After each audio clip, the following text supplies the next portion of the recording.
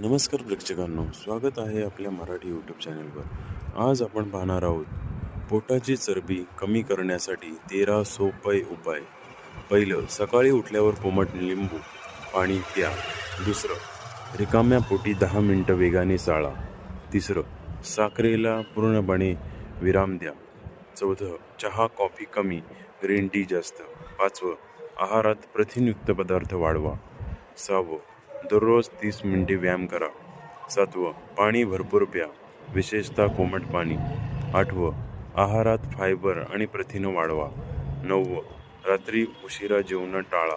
दहावं, रात्री किमान 8 तासाची झोप घ्या। 11वं, मीठ कमी करा, पोट कमी होईल।